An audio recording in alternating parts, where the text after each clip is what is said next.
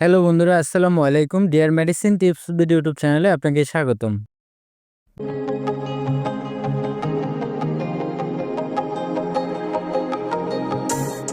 বন্ধুরা, আজকে যে মেডিসিন নিয়ে আলোচনা করব, এটি একটি ট্যাবলেট জাতীয় ঔষধ। আপনারা স্ক্রিনে দেখতে পাচ্ছেন অ্যান্টাসিড ট্যাবলেট।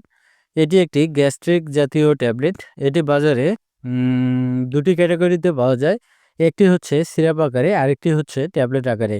তো আজ আমরা আলোচনা করব অ্যান্টাসিড ট্যাবলেট নিয়ে। আর এই ট্যাবলেটটি বাজারে এনেছেন বাংলাদেশের সুনামধন্য একটি medicine company, square pharmaceuticals limited company.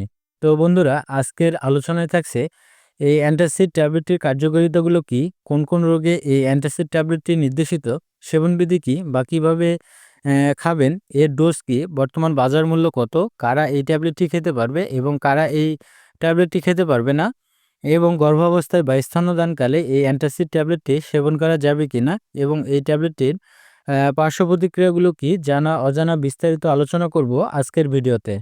তাই ভিডিওটি না টেনে সম্পূর্ণ ভিডিওটি মনোযোগ সহকারে দেখতে থাকুন। আশা করি অনেক উপকৃত হবেন। আর আপনি যদি আমার চ্যানেলে নতুন হয়ে থাকেন তাহলে অবশ্যই চ্যানেলটি সাবস্ক্রাইব করবেন। আর পূর্বে যদি সাবস্ক্রাইব করে থাকেন তাহলে অসংখ্য অসংখ্য ধন্যবাদ। তো বন্ধুরা, বেশি কথা না বলে এবার চলুন মূল আলোচনায়। বন্ধুরা, প্রথমে আমরা জানব এই অ্যান্টাসিড ট্যাবলেটটির কার্যকারিতাগুলো কি এবং কোন কোন রোগে এই অ্যান্টাসিড ট্যাবলেটটি নির্দেশিত।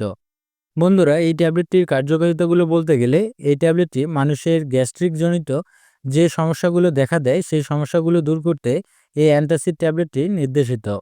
তাছাড়াও পাকস্থলী বা অন্ত্রের ঘা, পেপটিক আলসার, পাকস্থলীর প্রদাহ, বুক জ্বালাপোড়া করা, এই সমস্যাগুলো নিরাময় করতে মূলত এই ট্যাবলেটটি দেওয়া হয়ে থাকে।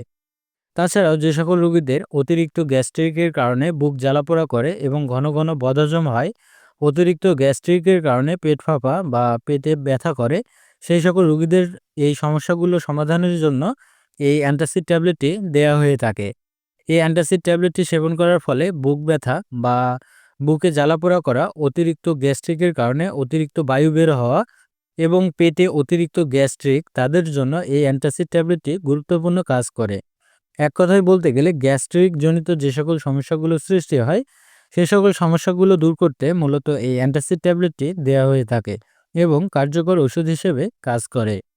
বন্ধুরা, এবার আমরা জানব এই অ্যান্টাসিড ট্যাবলেটটির সেবনবিধি কী বা কীভাবে খাবেন। বন্ধুরা, এই অ্যান্টাসিড ট্যাবলেটটির সেবনবিধি বলতে গেলে বিশেষ করে যারা প্রাপ্তবয়স্ক তাদের ক্ষেত্রে স্বাভাবিক মাত্রায় একটি করে ট্যাবলেট খাবার খাওয়ার 15 থেকে 20 মিনিট পরে দিনে 3 বার চুষে খেতে হবে। অর্থাৎ সকালে একটি ট্যাবলেট এবং দুপুরে একটি ট্যাবলেট ও রাতে একটি ট্যাবলেট খাবার খাওয়ার 15 থেকে 20 মিনিট পরে চুষে খেতে হবে, অথবা চিকিৎসকের পরামর্শ অনুযায়ী সেব্য।